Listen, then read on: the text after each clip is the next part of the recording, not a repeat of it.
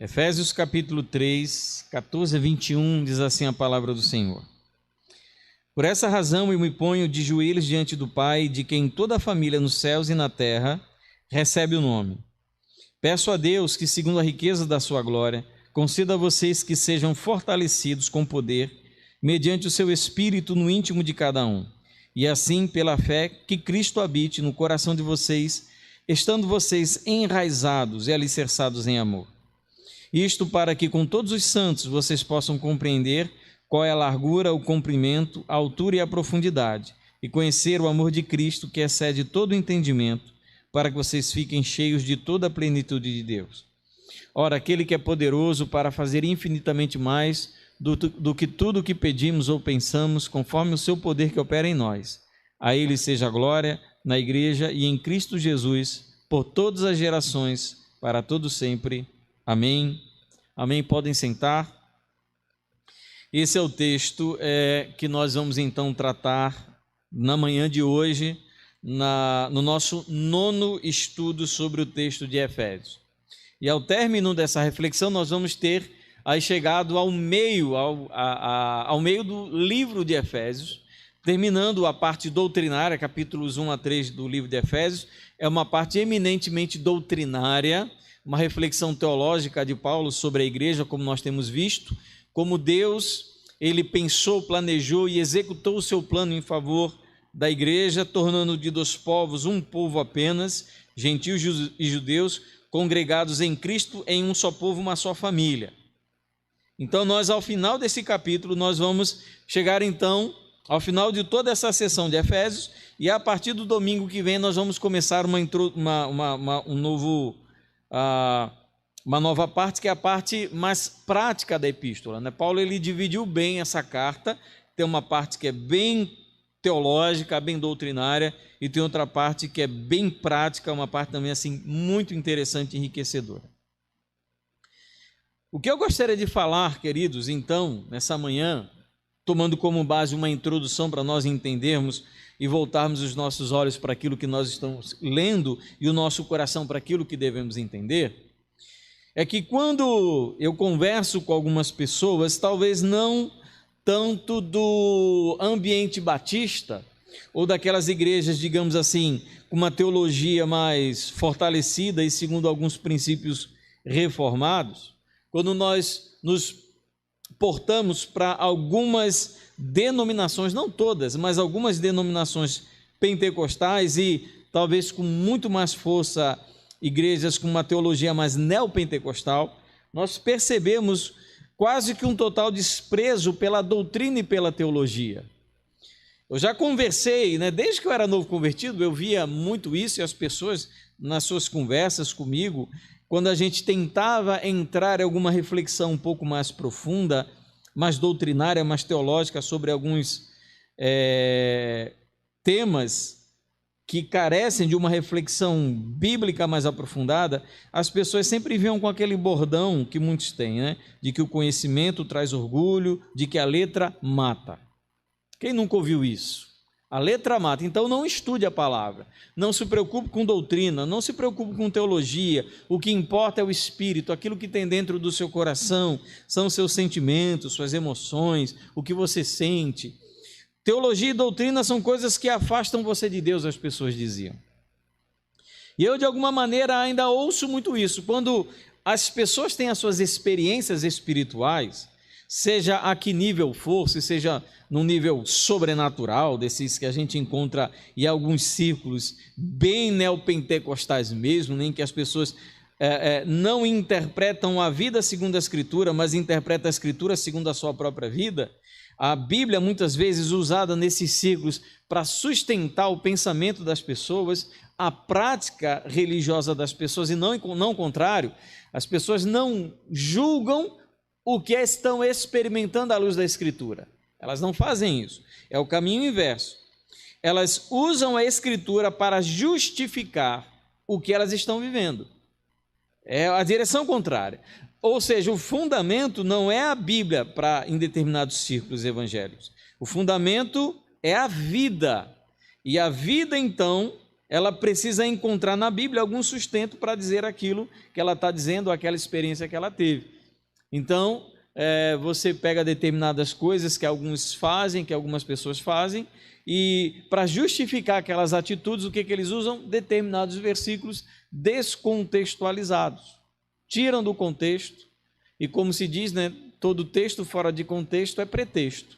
Eles usam aquilo para defender algumas práticas que não têm fundamento bíblico. Então nós encontramos em determinados ciclos esse desprezo pela teologia, pela doutrina, pelo conhecimento de Deus, como se doutrina e teologia, como conhecer, se aprofundar, como o caso do irmão Thales e Eduarda estão buscando esse aprofundamento, como se isso fosse alguma coisa ruim. Porque existe uma compreensão, talvez pelos maus exemplos, existe uma compreensão de que você conhecer a Deus, se envolver com conhecimento teológico, buscar aprofundamento bíblico, de que isso traz esfriamento espiritual.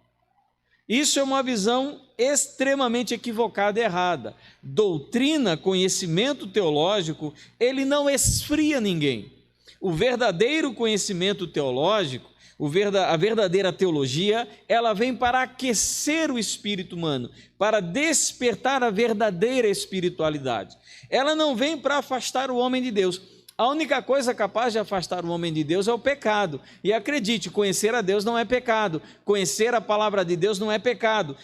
Conhecer doutrina, se aprofundar em teologia, ao contrário de algumas pessoas pensarem que afasta o homem de Deus, pelo contrário, aproxima o homem de Deus.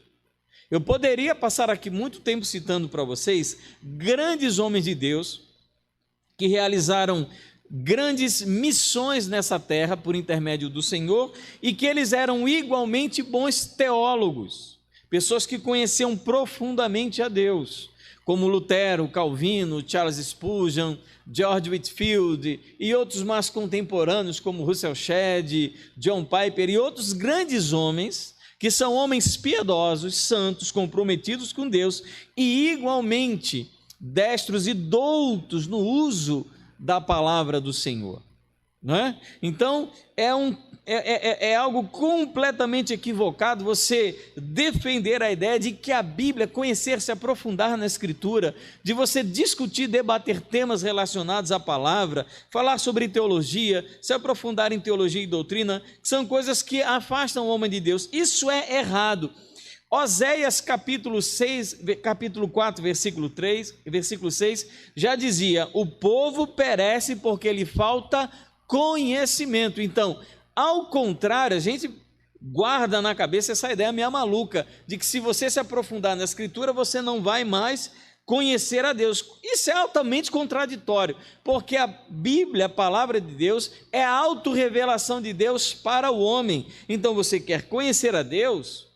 Orar é importante, mas você não conhece a Deus no círculo de oração. Você conhece a Deus lendo a Escritura, sem desprezar, claro, o círculo de oração, as experiências espirituais que nós temos na nossa oração. Não é isso que eu estou falando.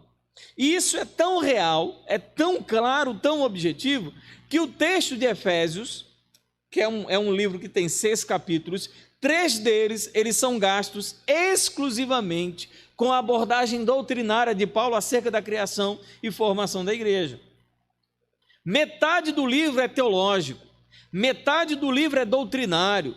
Ah, mas isso é uma parte que não é tão interessante. Ora, perceba que quando nós iniciamos o nosso estudo sobre o livro de Efésios, a primeira parte vai tratar acerca do quê? De oração. Então, Paulo, esse homem santo, piedoso, é um homem que vai escrever uma carta à igreja em Éfeso, e a primeira coisa que ele faz nessa parte doutrinária teológica é fazer o quê? Orar. Ele está imbuído do espírito de oração, dessa busca e dessa dependência a Deus, mesmo sendo de toda a igreja o maior teólogo.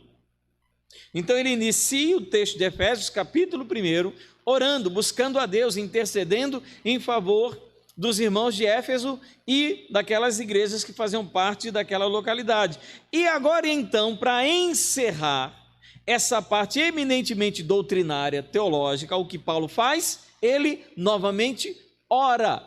Então, é errado pensar de que teologia, doutrina, conhecimento de Deus, aprofundar-se nas Escrituras, afasta o homem do Senhor ou tira dele o vigor espiritual. Deve ser exatamente o oposto. Conhecer a Deus por intermédio da palavra, aprofundar-se nos temas teológicos, nos temas doutrinários, como nós fizemos até agora, estudando 8 sermões sobre Efésios. Isso deve nos conduzir para Deus e deve nos levar a uma vida santa e piedosa.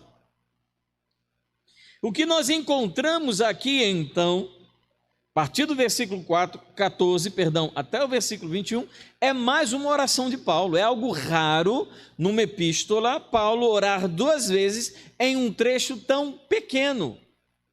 3 capítulos, o começo do primeiro e o final do terceiro, eles são usados para Paulo para orar. Eu acho interessante o nosso querido Hernandes Dias Lopes, ele chama esse trecho da oração mais ousada da história. Você não tem na Bíblia, talvez essa seja, em toda a Escritura, a oração, a petição mais elevada e séria que nós encontramos. E Paulo está tomado por esse espírito, digamos assim, doutrinário, teológico, de tratar sobre temas de aprofundamento no conhecimento de Deus e da sua palavra. Versículos 14 a 15, ele vai falar sobre qual é a motivação e qual a direção dessa oração. Versículos 14 e 15, por essa razão eu me ponho de joelhos diante do Pai, de quem toda a família dos céus e da terra recebe o nome. Ele diz, por essa razão. Que razão é essa? Olha como é interessante. O capítulo 3, ele inicia, versículo 1, com a mesma expressão, por essa razão. O que significa que o versículo 1 até o versículo 13 de Efésios capítulo 3 é um parênteses daquilo que Paulo estava falando. Ou seja, no capítulo 3, versículo 1, Paulo ele iria iniciar a sua oração no versículo 14. Só que ele faz um parênteses que nós tratamos na nossa reflexão passada, e agora ele vai retomar essa oração. Essa razão pela qual Paulo então, ele inicia a oração de maneira a fazer essas petições e manifestar esses desejos a Deus, essa razão é justamente aquilo que ele vem tratando nos versículos anteriores, a obra magnífica de Deus ao salvar em Cristo os judeus e os gentios, tornando de 2 povos apenas um.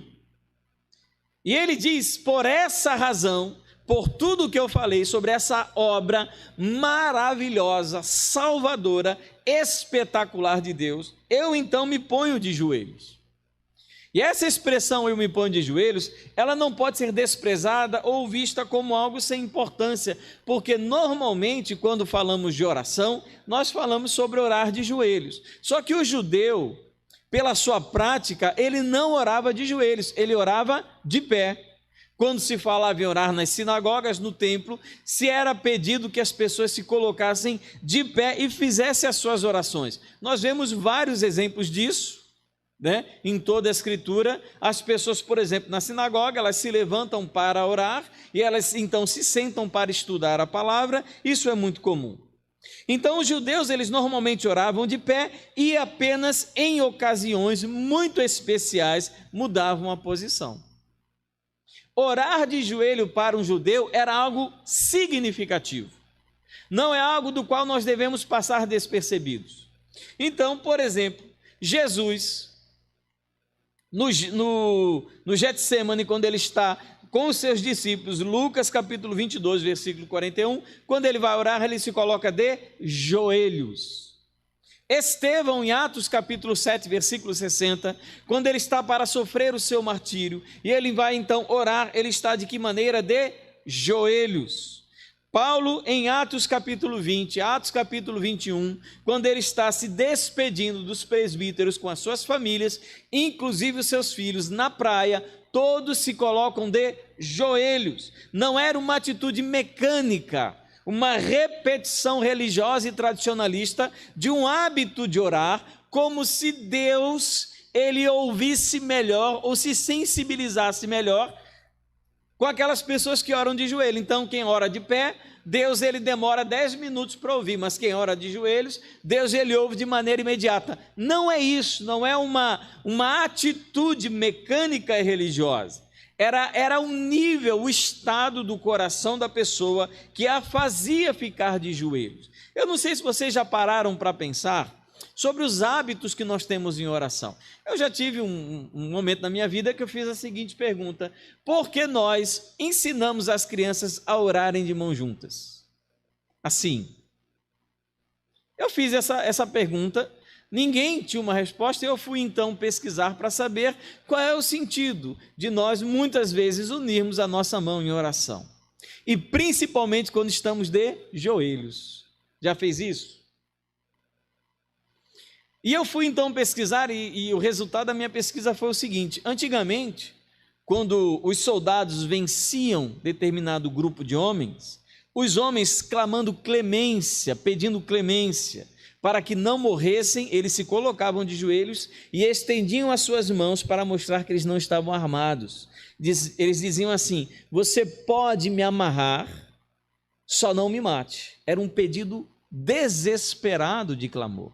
Então esse se tornou o nosso hábito de oração, total rendição a Deus, reconhecimento da nossa total dependência da graça e da compaixão de Deus. E é isso então que Paulo ele faz, ele reconhece o peso de todas as informações que ele trouxe para aqueles irmãos. É grandioso você imaginar o plano salvador de Deus em favor de gentios, em favor dos judeus, e como ele fez isso. É um peso da glória, da graça do Senhor, que ele não consegue suportar em suas orações, e tudo que decorre dessa obra maravilhosa que Deus fez em favor das pessoas. Perceba, ele deu o Espírito Santo a esses crentes salvos por Jesus. Eles têm todo um poder dentro de si para realizar toda a obra do Senhor, e tudo isso começa então a causar sobre Paulo um sentimento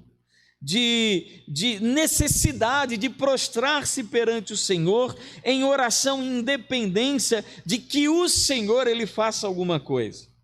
A oração que Paulo fazia era muito maior do que ele mesmo. A gente, quando ora, a gente ora com base nas nossas necessidades imediatas. Como eu pedi, ore para que Deus abençoe no dia 3 de julho o nosso trabalho na Rua do Motor. Paulo, ele faz uma oração, que é uma oração que se estende por toda a eternidade, porque no final ele fala para todo sempre amém. Ele ora para muito além dele mesmo.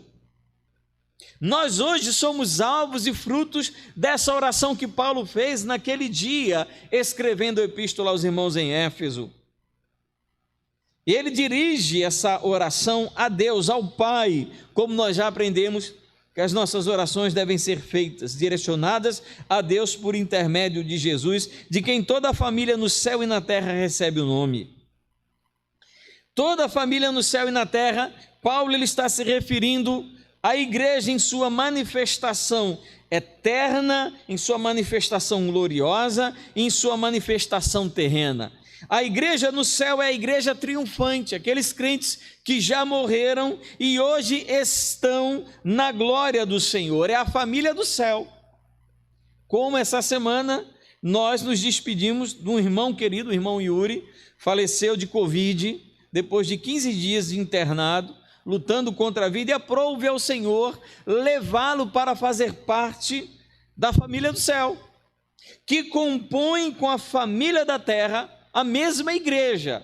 É a igreja que nós chamamos de igreja militante, os salvos que continuam nesse mundo, todos eles, os do céu, da terra, eles são formados como uma família porque têm o mesmo Pai, que é Deus Pai, a primeira pessoa da Trindade.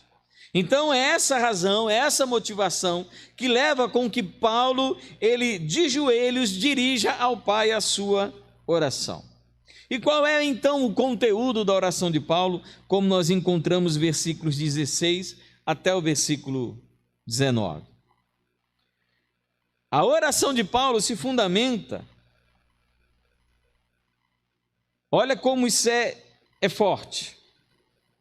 Peço a Deus que, segundo a riqueza da sua glória.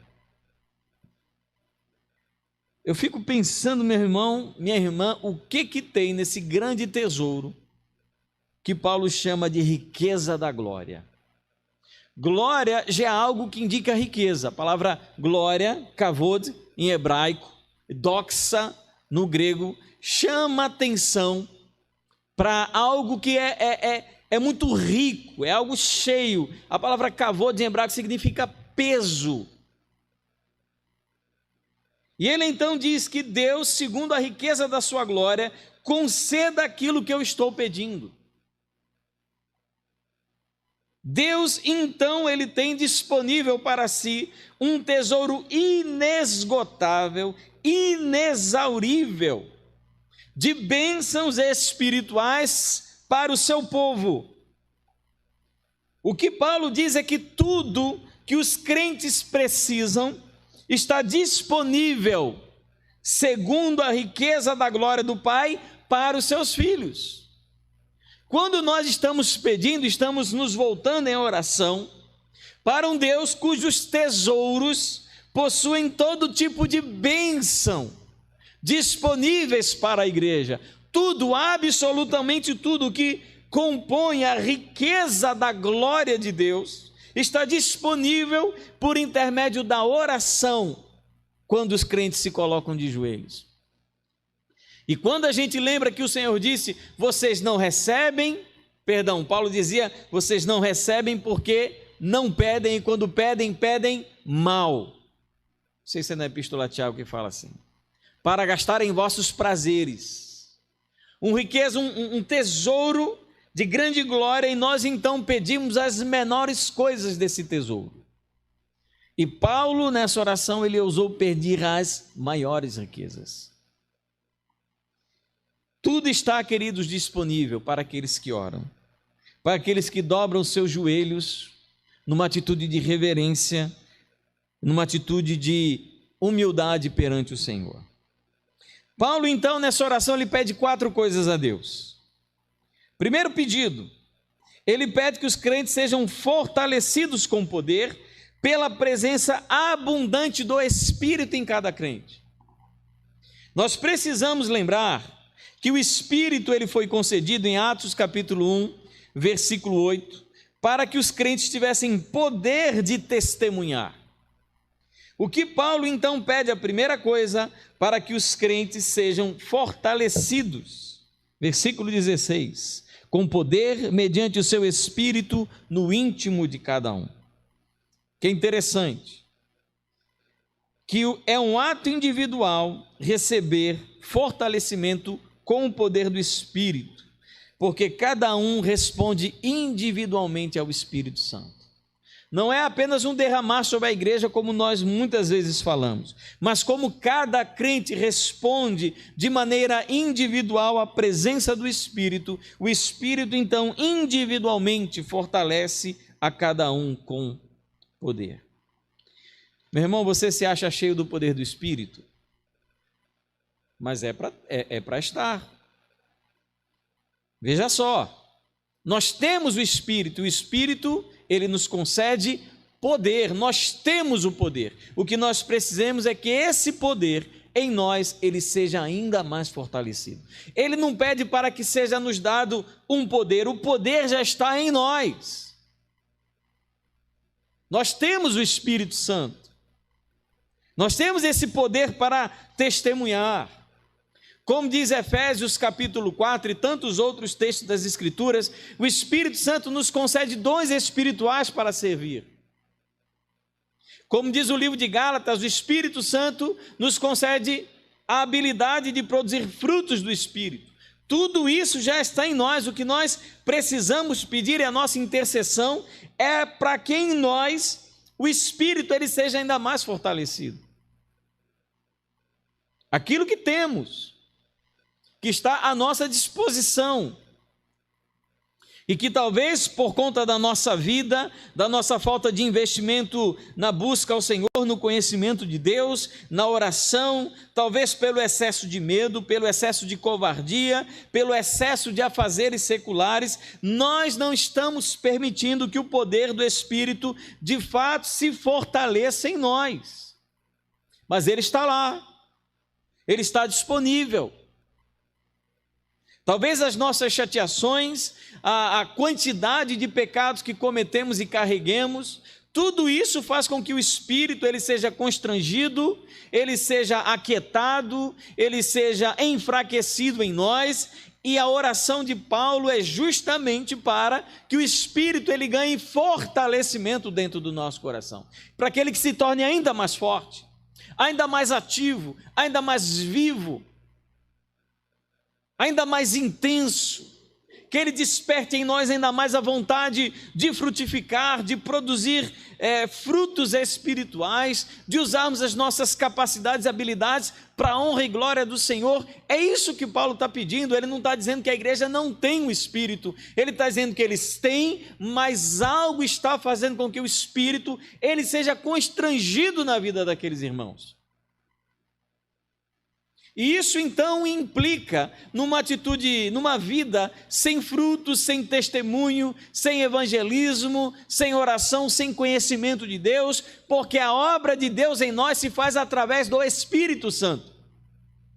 E se nós, com o nosso comportamento, com a nossa comissão, ou com a nossa omissão, com aquilo que fazemos ou deixamos de fazer, tudo isso faz com que o Espírito em nós ganhe cada vez menos espaço e as nossas decisões, as nossas ações se tornem unicamente mecânicas, sem vida, sem intensidade. A gente só faz aquilo que dá, a gente só faz aquilo que pode, a gente não ousa, a gente não sonha, a gente não realiza, porque as nossas petições estão de acordo com um pouco do Espírito que trabalha em nós.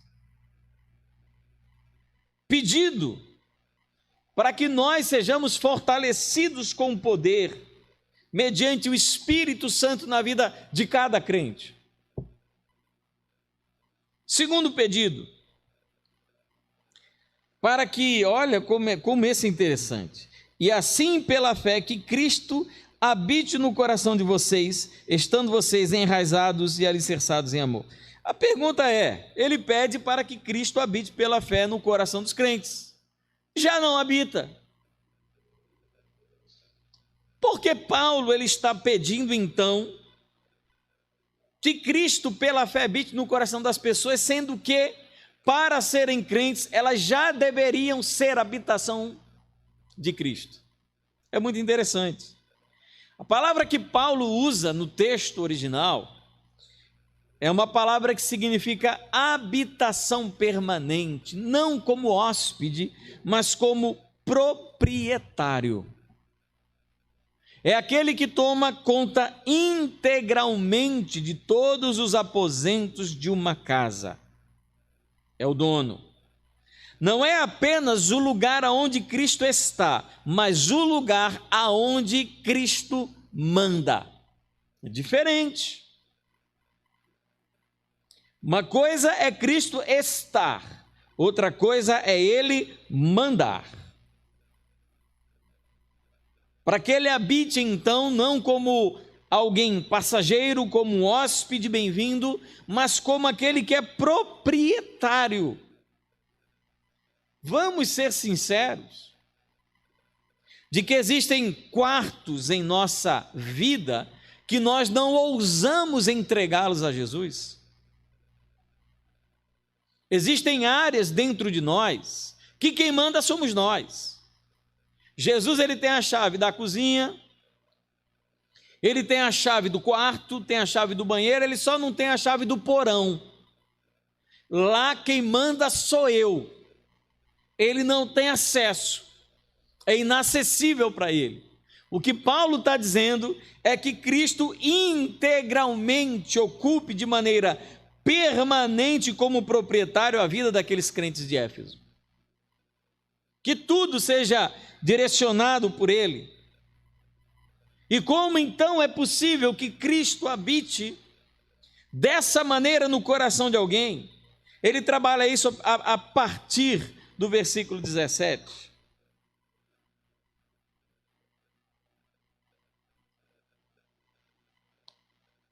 Segundo pedido, para que Cristo habite no coração de cada crente. Quando a gente tem a ousadia de pecar, de desobedecer, nós estamos dizendo exatamente isso para Jesus. Aqui quem manda sou eu. Quem toma as decisões nessa área da minha vida sou eu. Eu não preciso ouvi-lo, não preciso submetê-lo. A gente às vezes condiciona a ação de Deus naquelas áreas que dizem respeito à religiosidade, não é nem espiritualidade. É religiosidade e igreja. Na igreja o Senhor tem voz.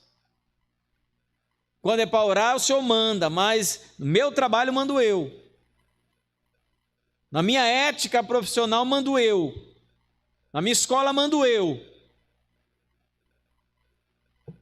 Para que ele more de maneira permanente. Como isso é possível?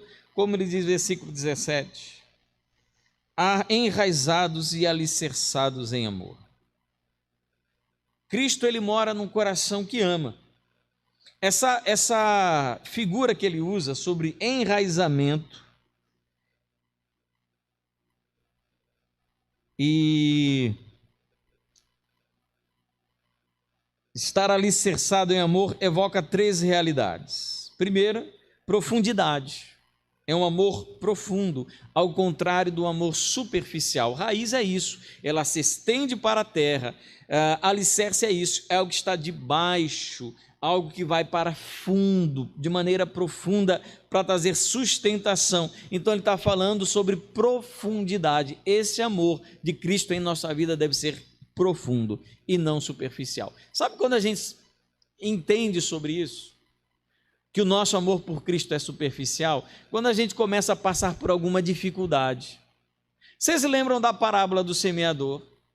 Porque aquelas sementes que caíram sobre as pedras não vingaram, cresceu-lhe um pouco das raízes, e elas então começaram a brotar. Mas vindo o sol, as queimou, porque as raízes não eram profundas, elas não tinham profundidade, eram apenas superficiais. Quando vem as dificuldades, os problemas, as lutas, a gente seca. Por quê? Porque falta profundidade no nosso amor por Deus. Segunda realidade é sobre firmeza, que é o contrário de instabilidade. Raiz e alicerce traz tanto para a planta quanto para a construção estabilidade, firmeza, porque as pessoas pensam a qualquer momento em abandonar Cristo ou tomar conta das suas vidas sem sequer ouvi-lo, porque lhes falta estabilidade, firmeza no Senhor. O efeito dessa pandemia foi justamente tirar de muitas pessoas a estabilidade, não eram pessoas firmes. Não amavam de fato a Deus, como diziam. E a gente tem que lidar com essa realidade. A gente tem muita pena de quem abandona Cristo. Eu não estou dizendo não ter misericórdia e compaixão e tentar atrair essas pessoas que se perderam pelo caminho. O que eu estou dizendo é que nós devemos ter compaixão, mas compreender o que aconteceu. Normalmente nós culpamos a igreja. Porque a igreja deixou de fazer isso, a igreja fez aquilo. Na maioria das vezes, é a pessoa que é responsável pelas atitudes que ela tomou, porque ela não tinha aprofundamento no amor a Deus. Meus irmãos, eu me converti em 92. Ano que vem eu vou fazer o quê? 30 anos de convertido, é isso? 30 anos de convertido, não é isso? 30 anos. Se tem alguém que tem todas as razões humanas para abandonar a Cristo, humana, está aqui na frente de vocês. Aqui, na frente de vocês. E eu não fiz isso em quase 30 anos. Não é por minha causa, mas porque Cristo, Ele em mim arraigou colocou suas raízes e alicerçou seu amor. E terceira realidade que nos chama a atenção é vitalidade. A raiz na planta produz vitalidade. É o grande problema daquela figueira que não produz fruto, lhe falta raízes profundas, raízes saudáveis. Então, uma outra figura que evoca essa realidade é a figura da vitalidade. Por que as pessoas estão mortas? Porque suas raízes não estão de fato em Cristo. Acontece algum problema, não dá certo não, a pessoa fica logo desanimada, triste, abatida, não quer mais saber de Jesus, não quer mais saber de comunhão. Talvez estejamos aqui descrevendo exatamente o tempo da pandemia.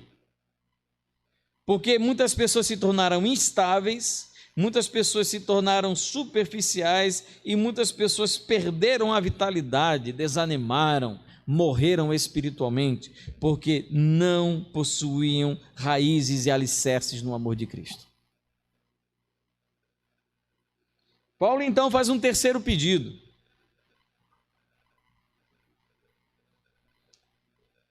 Versículo 18. Isto para que, como todos os santos, vocês possam compreender qual é a largura, o comprimento, a altura e a profundidade, e conhecer o amor de Cristo, que excede todo entendimento, para que vocês fiquem cheios de toda a plenitude de Deus. Terceiro pedido, ele pede que a igreja, que os irmãos possam compreender e conhecer o amor de Cristo. Aquilo que para nós parece ser tão natural, conhecer o amor de Cristo, compreender como Cristo nos ama. Para Paulo é razão de oração, ele ora por isso. Eu fico pensando, meu Deus, a gente estuda tanto, a gente busca tanto, lê tanto, eu leio comentário, eu leio livro, só para fazer um sermão como esse, eu leio no mínimo em 5 comentários diferentes, só para chegar a essa conclusão, e às vezes eu leio até mais, quando fica um negócio meio obscuro, não, preciso estudar até entender. Aí quando eu estou estudando isso, o que Paulo faz? Ele está orando, para que ele possa compreender e entender.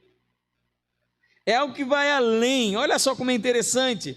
Quando ele fala sobre compreensão, ele está se referindo ao entendimento intelectual, ao conhecimento intelectual. E quando ele fala sobre conhecer o amor, ele está falando sobre relacionamento. É intelectual, é o coração, é a mente, a alma compreenderem e conhecerem o amor de Cristo. E é interessante, é um texto muito conhecido, que fala sobre compreender as dimensões do amor de Cristo. A largura, o comprimento, a altura e profundidade.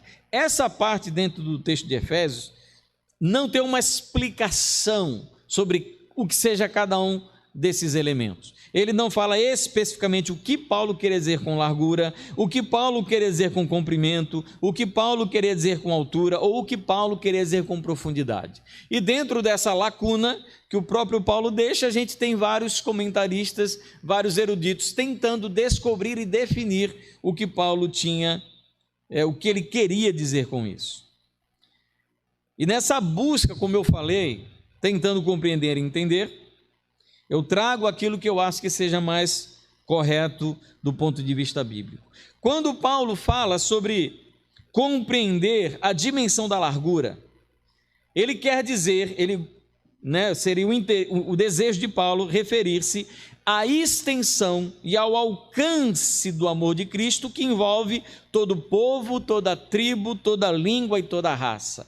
Todos os seres humanos, de todo povo, tribo, língua e raça, todos eles são alcançados pela largura do amor de Cristo. Cristo, ele salva pessoas de todo povo, de toda tribo, de toda língua e de toda raça, como nós já falamos, que ele faz isso tornando todos os povos, gentios e judeus, em apenas um.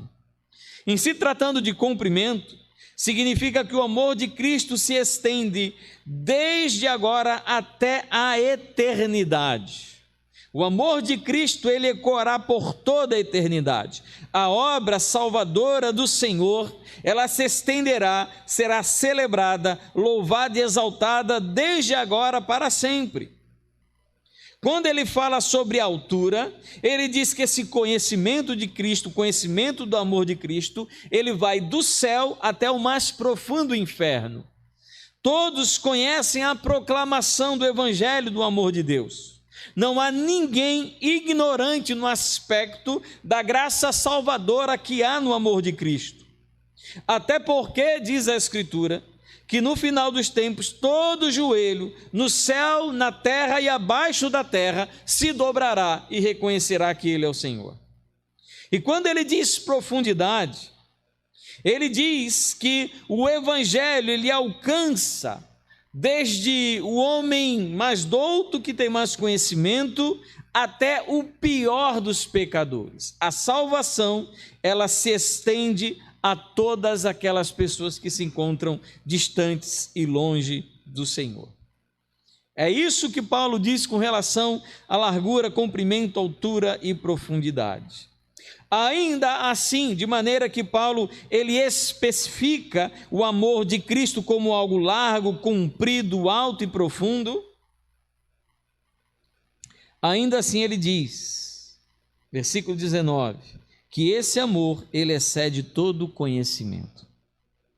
Não é possível chegar ao final desse grande, infinito e imensurável amor de Deus. Por isso que por toda a eternidade nós louvaremos e estaremos conhecendo o quanto o Senhor ama. Porque esse amor, ele excede todo entendimento. E o quarto e último pedido de Paulo, ele pede então para que as pessoas, os crentes, sejam cheios, enchidos de toda a plenitude de Deus. E esse, de todos os pedidos que nós encontramos na Bíblia, feitos em oração, é de todos eles o mais ousado, o mais ambicioso. Paulo, no capítulo 1, versículo 23, ele já falou sobre a plenitude do Filho em sua oração. No capítulo 5, versículo 18 de Efésios, ele vai falar sobre ser cheio do Espírito Santo. Mas agora no versículo 19 ele fala sobre ser cheio da plenitude de Deus. Olha, acho que esse é um pedido, isso que é um ápice.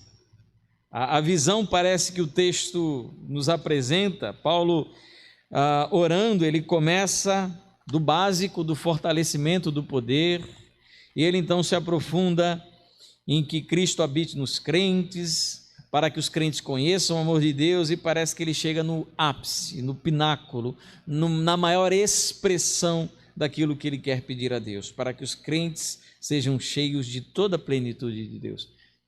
Eu fico pensando, quando eu leio essa oração de Paulo, eu fico olhando e tentando imaginar o que é isso e como seria alguém cheio de toda a plenitude de Deus.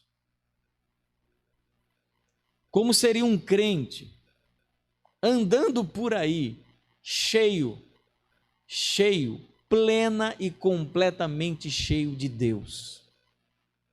Eu fico tentando imaginar como seria esse homem. Eu não sei se Paulo seria um bom exemplo, porque Paulo ele ora por isso, então talvez ele não se veja como um homem cheio da plenitude de Deus. O que eu consigo de fato entender e perceber é que nesse mundo nós tivemos uma pessoa de fato cheia da plenitude de Deus andando entre nós, e era o próprio Cristo. Então ele se torna para nós um padrão e um modelo de um homem, de uma mulher cheio de toda a plenitude de Deus. Que pedido ousado!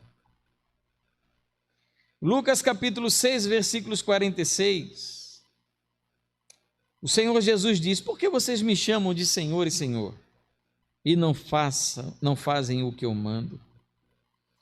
Porque nós, queridos, muitas vezes declaramos que conhecemos a Deus, que Deus habita em nós, que temos o seu Espírito, mas temos tanta dificuldade de viver segundo aquilo que diz o Senhor sobre a maneira que devemos viver. Talvez nós precisemos perguntar, ao invés de orarmos pedindo que sejamos cheios da plenitude de Deus, e nos questionarmos sobre como seria viver nessa plenitude. Talvez o que nós devemos fazer é perguntar como é viver sem a plenitude de Deus. E dar uma resposta a essa pergunta sobre como é viver sem a plenitude de Deus é mais fácil, porque basta olhar para nós mesmos. Como é viver sem a plenitude de Deus? É viver como eu vivo. Logo, viver experimentando toda a plenitude de Deus é viver bem melhor do que eu vivo. Ser cheio dele significa viver nele, viver para ele e viver como ele, como o Senhor. Então, se queremos ser cheios da plenitude de Deus, e é interessante que Paulo, ele faz uma oração em favor disso. Eu não sei quantos já oravam assim, talvez seja o caso de nós começarmos a fazer essa oração de Paulo, seguindo esses pontos, não uma reza, mas uma oração de pessoas que entendem essa necessidade. É pensar que ser cheio da plenitude de Deus, de fato, é se parecer com o Senhor, é viver como ele viveu. É algo profundamente desafiador, amados. Como estaríamos? Eu fico pensando como a Igreja Batista do Natal estaria se eu fosse um homem cheio da plenitude de Deus. O que seria da minha família? O que seria do meu trabalho? O que seriam das nossas casas, dos nossos projetos pessoais, dos nossos sonhos, se de fato nós estivéssemos cheios da plenitude de Deus?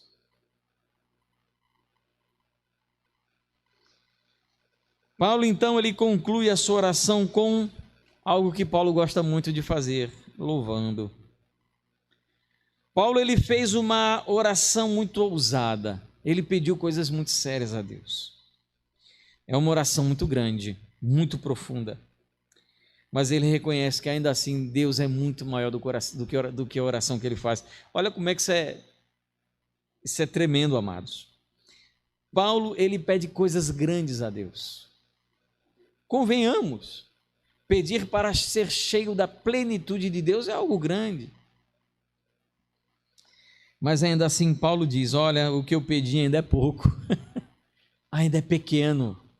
Olha o que ele diz no versículo 20 a 21, ora, aquele que é poderoso para fazer infinitamente mais do que tudo que pedimos ou pensamos. O que Paulo acabou de pedir? Que vocês sejam cheios da plenitude de Deus. E o que ele mesmo fala? Deus, ele pode fazer muito mais do que eu pedi. E a gente, queridos, pega esse versículo e coloca ele dentro de uma caixinha de promessa, e quando a gente lê, a gente acha que está falando sobre bens materiais, está falando sobre coisas do nosso dia a dia, né? A nossa comida, a nossa bebida, a nossa dor de cabeça, a nossa dor de coluna. E Paulo, ele fala isso num contexto em que ele pede simplesmente para que todas as pessoas, os crentes daquela igreja, sejam cheios de Deus. E ele diz, eu pedi isso, mas Deus, ele pode fazer muito mais do que esses 4 pedidos profundos que eu realizei na minha oração. Deus é muito maior do que a oração de Paulo. A capacidade de Deus em responder às nossas orações se deve à sua onipotência. Ele é poderoso para fazer.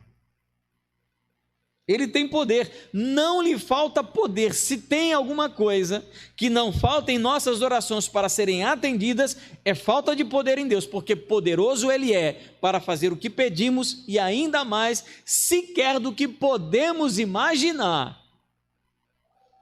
Tente imaginar a coisa mais grandiosa da tua vida, coisa mais poderosa que você pode fazer. Tente imaginar.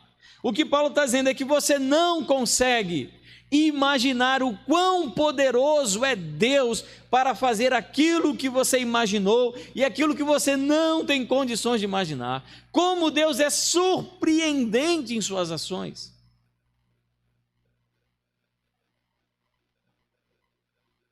Está além da nossa capacidade imaginativa, além da nossa capacidade de pensar no futuro.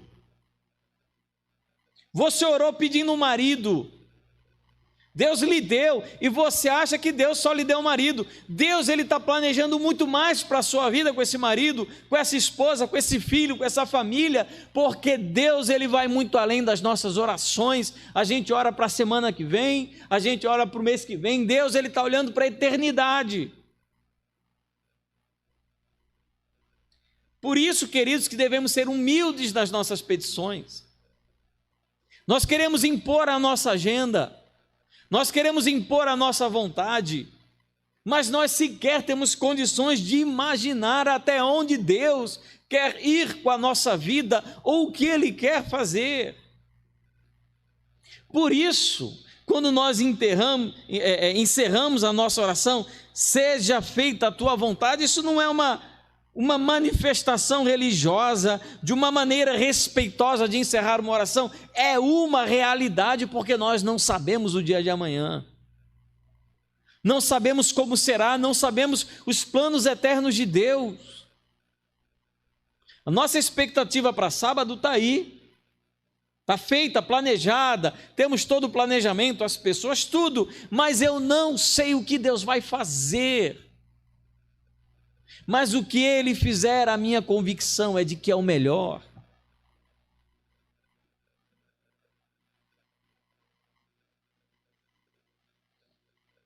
Deus, queridos, Ele não é um mero respondedor de orações. A gente ora porque Deus responde, a gente ora porque Deus atende. Além disso, queridos, Deus está fazendo um movimento cósmico que envolve absolutamente todo o universo para manter, sustentar a vida e conduzir toda a existência ao cumprimento do seu eterno propósito. O que é a minha oração? A minha oração é uma gota, uma molécula numa gota de água no oceano da vontade de Deus. Então sejamos humildes e reconheçamos a grandeza do Senhor quando oramos, porque eu sequer consigo imaginar aquilo que Ele pode fazer.